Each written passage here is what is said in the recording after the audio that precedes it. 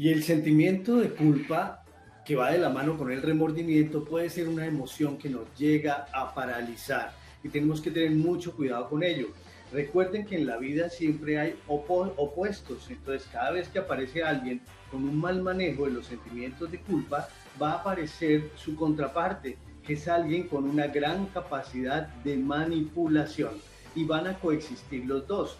La palabra culpa es una palabra que deberíamos casi que borrar del diccionario y deberíamos reemplazarla por la palabra responsabilidad. Porque cuando yo utilizo la palabra culpa, estoy causándole a alguien un dolor que se lo ganó. Usted se ganó este sufrimiento y lo va a vivir por el resto de la vida. ¿Hasta qué momento el sentimiento de culpa tiene un límite? ¿Hasta qué momento el remordimiento tiene un límite? Hay personas que se quedan paralizadas en la vida rondando en ese sentimiento de culpa y no pueden avanzar y no pueden seguir adelante. Y les hago una pregunta, ¿y es que acaso no estamos hablando de los seres humanos? ¿No estamos refiriéndonos a personas que sienten, pero que tienen una casi que misión, que es cometer errores? Los seres humanos en su experiencia de vida van a cometer errores una y otra vez. Y cuando alguien se sienta culpable y no pueda manejar la culpa de tal forma que le ponga un límite, seguramente podrá seguir sintiéndose así durante el resto de la vida y no tendrá derecho por su propia mano a una segunda oportunidad. Entonces debemos cambiar el concepto. ¿En qué momento de la vida nacen los sentimientos de culpa? Vámonos siempre yo los llevo a la época de la infancia, a aquellas palabras hirientes o aquellas palabras que pueden quedar dando vueltas en la cabeza de un niño. Por ejemplo, hoy se puso brava la mamá por algo. Ay, está brava porque el niño no hizo las tareas. Y entonces el papá se le ocurre decirle al chico que, si ves, tu mamá está brava y es por tu culpa. Cuando le siembran esta palabra en la mente al niño, él empieza a navegar por esos mares oscuros de la culpa. Hay que aprenderle a poner límite a ello. Entonces, ¿qué vamos a hacer? Pues bueno, primero nos vamos a dar cuenta de qué es lo que está pasando con los sentimientos de culpa. Aunque el sentimiento de culpa como tal y en su definición nace para hacer corrección, autocorregirnos, corregir a los demás, pero este sentimiento de culpa tiene que ser totalmente compasivo. Yo tengo que ser tan compasivo con el otro que logre saber cuándo le dejo de refregar el mismo error toda la vida. Imagínense ustedes una pareja que se casaron y van a tratar de mantener su matrimonio y un día uno de ellos comete un error. Puede ser grande, puede ser pequeño, puede ser incluso la infidelidad, pero ambas partes de esta sociedad se unieron y dijeron: nos vamos a acordar que a partir de hoy no vamos a hablar del tema, vamos a dejarlo en el pasado. Pero vuelve este pensamiento a rumiar en la mente de una persona haciendo culpable al otro y del mismo culpable sintiéndose culpable todo el tiempo. Eso no va a hacer que la relación mejore en el tiempo, no se va a mejorar, por el contrario se va a empeorar. Entonces tenemos que tener esa gran capacidad. Cuando se logra hacerla como lo que se habla ahora, que es como la compensación, digamos, uno le compensa al otro de alguna forma, así sea con su propio sufrimiento, le compensa lo que hizo. Pues ya en ese momento la culpa tiene que parar y hay que seguir adelante, tenemos que seguir avanzando. Hay algunos factores muy de cada persona que hacen que se perpetúe el sentimiento de la culpa y son factores psicológicos, como por ejemplo la baja autoestima. ¿Cómo logro yo como papá que mi niño no cultive tantos sentimientos de culpa, que asuma su responsabilidad, pero que hasta ahí llegue el sentimiento de culpa? Pues mejorándole su autoestima. Tengo que reforzarles todo el tiempo. Cuando yo, por ejemplo, le vi que cometió un error, pues debo también hablar con este niño y decirle: papi, hasta aquí fue, ya no hay más regaño, no vuelvo a hablar del tema, pero no vuelvan a recapitular otra vez en uno y otro regaño todos los errores del pasado, porque eso le baja su autoestima y se sienten inútiles, se subvaloran. Y a veces uno no es tan compasivo con uno mismo. La gente cree que uno comete un error y va por la vida feliz, embarrándola. No, los seres humanos equilibrados no son tan compasivos consigo mismo y uno termina reprochándose una y otra vez haber cometido el error. Entonces, suficiente con uno para que los demás también le estén señalando. La rumiación de los pensamientos, enseñarles a borrar pensamientos que se crearon en el momento del error. y es como un virus que se mete y empieza a rondar. Entonces cuando van a iniciar una nueva relación, vuelve y aparece, ay, pero es que la vez pasada me pusieron los cachos, la vez pasada yo caí en el error y puse los cachos. Y si me entienden, entonces otra vez vuelven a caer en lo mismo, rumian, rumian, rumian, quiere decir que ese sentimiento de culpa nunca se olvidó. El exceso de perfeccionismo que a veces enseñamos a nuestros niños hacen a ser tan perfeccionistas y toleramos tan bajamente el error en ellos que los volvemos perfeccionistas. Y ellos cada vez que cometan un error o alguien les intente decir que están haciendo algo que es equivocado, seguramente van a sufrir. Y ese sufrimiento hace que se perpetúe y se profundice ese sentimiento de culpabilidad. Personas que no regulan muy bien la emoción, que exageran, lo que llamamos comúnmente como que se sobreactúan. Entonces ocurre algo y es sobreactuado, lo dimensionan, soy culpable o esa persona es culpable. La persona que es capaz de culpar a la otra de una forma sobredimensionada también es capaz de manejar de una forma débil sus propios sentimientos de culpa. Las dependencias afectivas. Ya les dije que siempre que aparece una persona que se siente muy culpable, aparece una persona muy manipuladora. Entonces, estas dependencias afectivas entre estas dos contrapartes hacen que se perpetúe también una relación de lo que podríamos llamar o llamamos de hecho hoy día tóxicas. La culpa puede ser normal hasta el momento en que yo cumplo. Mire, por ejemplo, lo que pasa con la gente que va a prisión. Entonces, hoy día con las redes sociales parecería que cada vez que alguien intenta respirar, intenta volver a vivir después de haber cometido un error, todo el mundo le recuerda a través de redes sociales nuevamente su error de hace 10, de hace 20 años. La gente y el ser humano tiene derecho a esa resocialización y tiene derecho a la oportunidad de volver a recuperar su vida. Entonces no podemos perpetuar en el tiempo los errores del pasado cuando sabemos que los seres humanos están hechos para construirse y para que nos construyamos entre todos. La culpa llega a volverse disfuncional cuando una vez yo he compensado mi responsabilidad, todavía me sigo sintiendo culpable. Si fui infiel, se terminó esta relación, sí, lo acepto, fue por culpa mía, yo la embarré, pero ya no puedo mirar atrás. Compensé a esa persona porque le ofrecí disculpas, porque lamenté haberle herido, porque lamenté haberle lesionado su corazón, pero una vez lo hago y esa persona decide aceptar eso, moralmente ya esta culpa se debe diluir y no puede pasar que entonces cada vez que me vean a mí, que puse los cachos una vez, cada vez que me vean a mí iniciando otra relación, a alguien se le ocurre escribir por un correo, por un WhatsApp, por un mensaje, ay, esa persona es infiel, tenga cuidado, usted no sabe con lo que se mete. Por favor, tenemos derecho a las segundas oportunidades, tenemos derecho a crecer y de hecho moriremos evolucionando, cometiendo errores y creciendo. Yo sé que el tema de la culpa nos ha tocado a todos. Yo quiero invitar a mis compañeros y quiero invitarlos a participar en el tema con respecto a los sentimientos de culpa. Las diferentes etapas del ciclo vital nos ofrecen culpabilidades. A veces los niños se sienten culpables por las separaciones de los papás. A veces los niños se sienten culpables por la infidelidad incluso de los papás. A veces los padres exageran un poquito o se sobreactúan sobre las capacidades de los niños, convirtiéndolos en seres perfeccionistas con poca tolerancia al fracaso.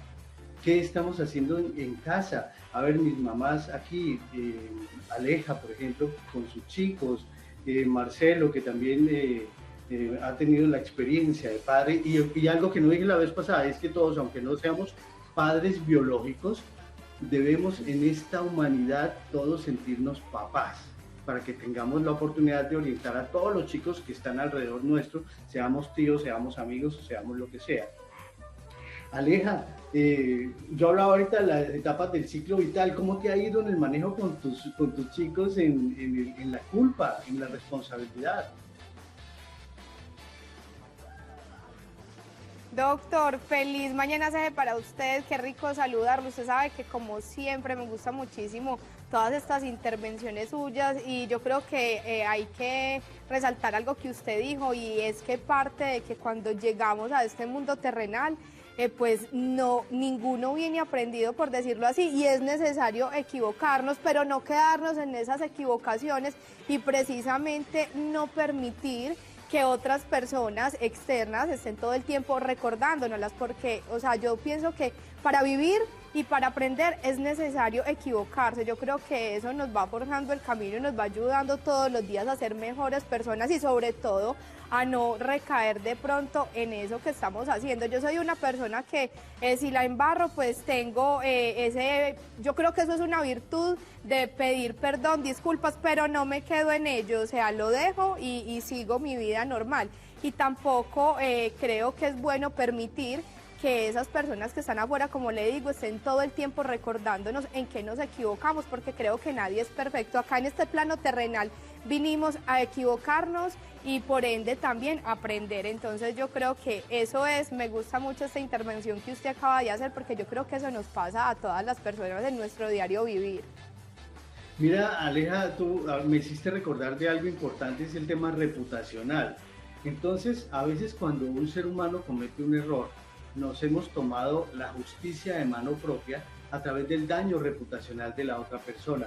Y cuando le dañamos la reputación a alguien por algo, miren que las relaciones de los seres humanos son de dos, no son de tres, ni de cuatro, ni de 10.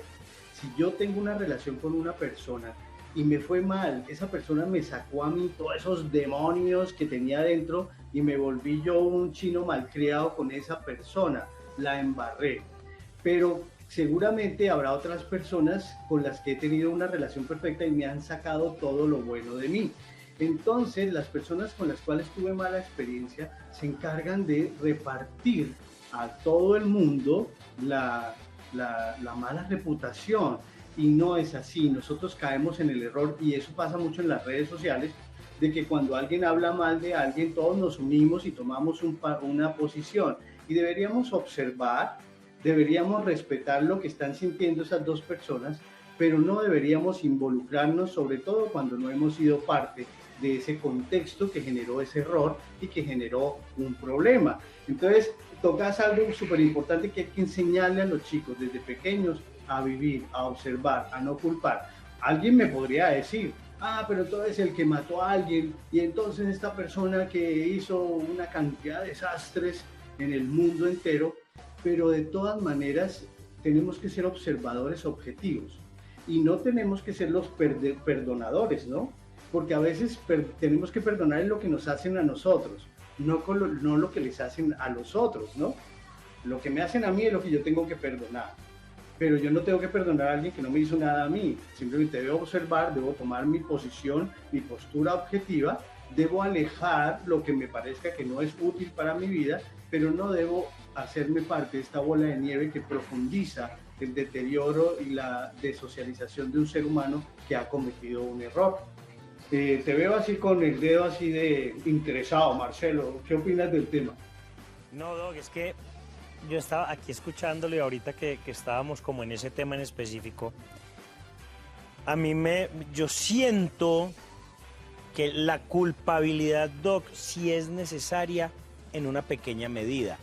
Siento yo, ¿por qué? Porque es que si no nos vamos a volver personas insensibles que vamos pasando por encima de cualquier persona, por encima de cualquier situación, sin entender que estamos haciendo daño. Entonces yo sí siento que la culpabilidad de cuando tú cometes un error, de cuando le hiciste daño a alguien, sí debe existir, mínimamente, y no puede ser un flagelo constante, obviamente.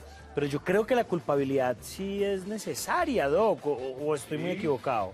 No, estás en lo cierto, Marcelo. Hay una culpabilidad que es funcional, que es la que persigue la compensación del error, ¿sí? Esa culpabilidad es necesaria porque es moral, es mi compromiso y mi responsabilidad con todo lo que sucede alrededor y con el daño que yo, por mi propia mano, o intención o no intención, yo puedo generarle a alguien. Esa culpabilidad es necesaria, pero ¿en qué momento se termina? Se termina cuando yo ya he generado esa redención, cuando yo ya he compensado no solo a la otra persona o a quien le cometí el error, sino también me he compensado conmigo mismo para evolucionar. Entonces yo decidí no volver a cometer el error, perfeccioné. Por ejemplo, en los médicos que se cometen tantos errores, hoy que inclusive hablaban de un caso de negligencia médica, Y alguna vez vi yo un paciente que me contaba que a su hijo le tuvo un error, nació, yo no sé qué error hubo ahí, le pusieron más líquidos de lo normal en su vena y lo llenaron de agua, le causaron un edema pulmonar antes de una cirugía. Y entonces yo le decía a esa persona, ¿y usted por qué volvió otra vez con el mismo médico a la cirugía en la cual ya cometió un error? Y me dijo esa persona, una abogada, me dijo, y muy seriamente, me dijo, lo hice porque sé que esa persona que cometió el error una vez, que le costó tanto y que casi le cuesta la vida a mi hijo, estoy segura que no lo va a volver a cometer. Entonces le dio una segunda oportunidad y le permitió resarcirse, perfeccionar sus procesos, su trabajo. Entonces, cuando alguien, por ejemplo, pone los cachos, Marcelo, no es un cachón de por vida, ni es un infiel de por vida, porque el tema de la infidelidad es un producto de muchas cosas, del contexto, de inmadurez, y uno está madurando todo el tiempo. Entonces, yo no puedo castigar. Doc, bueno, Doc, ahí estamos pendientes, estábamos en un tema. Mañana sé, y yo quiero aprovechar de una vez y preguntarle porque me surgen dos cosas cuando lo escucho y escucho a Aleja y a Marcelo hablar sobre el tema. La primera, ¿cuántas veces tiene uno que perdonar a alguien? Decía usted, es que uno no puede estar recordándole la culpa, pero ¿cuántas veces uno tiene que perdonar que la misma persona caiga en el mismo error? Primera pregunta. Y la segunda es, ¿qué pasa con el karma?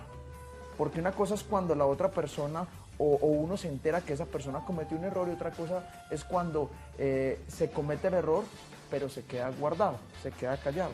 ¿Cómo hacer en los dos casos? Carlos, un abrazo fuerte para ti. Mira, dos preguntas hiciste. Una tema es hasta cuándo perdona uno, o sea, hasta cuándo alguien se puede inclusive autoperdonar, ¿no? ¿Hasta cuándo? Hasta donde haya resarcido el error, hasta donde lo haya compensado. Y uno lo compensa cuando ya deja de sufrir por el tema, cuando dejó de sufrir o dejó de hacer sufrir al otro. Dice las palabras espirituales, por ahí para los que tienen su creencia, ¿no? Perdonar 7 veces 7. Uno debería, como ser humano, perdonar muchas veces, sobre todo por ser compasivos. Tenemos que ser compasivos con nosotros mismos. Cuando yo soy crudo y duro y exigente con el otro, ahí viene el karma, que es tu otra pregunta. Entonces, también la vida va a ser dura e inclemente conmigo. Entonces, yo tengo que tener cierto grado de tolerancia, como cierta flexibilidad. No hay una palabra que le digan uno absolutamente esto. Por ejemplo, yo a veces cometo el error de ser inflexible, sobre todo en casos que tienen que ver con los valores, por ejemplo la fidelidad. ¿Cuándo sería yo totalmente inflexible? En el caso, por ejemplo, de un abuso sexual infantil, en el caso de estas cosas que son tan graves, pero en el caso del cotidiano vivir, a veces una mentirita piadosa, cosas así, pues ya hay que ser uno un poquito más flexible. Yo les voy a dejar un mensaje y es, primero, cambiemos culpa por responsabilidad, porque la responsabilidad una vez se termina cuando yo he compensado. Entonces, la responsabilidad es una actitud que está centrada en el presente y en el futuro. Yo soy responsable y soy corresponsable de todo lo que ocurre a mi alrededor y debo hacerme cargo de las consecuencias, pero no debo perpetuar en el tiempo el sufrimiento de algo de lo cual yo ya me hice cargo o algo de lo cual yo ya no puedo corregir o no puedo verificar. Entonces, pilas, no caigamos en el sentimiento de culpa disfuncional, pare de sufrir, sigue adelante, compensa el error, pero sigue adelante y por favor, seamos compasivos y dejemos al otro evolucionar y dejemos que el otro pueda seguir adelante. Y este fue el tema del día, me parece súper interesante, gracias por su participación en casa, por favor piensen en el tema y escríbanos cualquier sugerencia de nuevos temas para esta sección. Esto fue por hoy, Gente de Mente.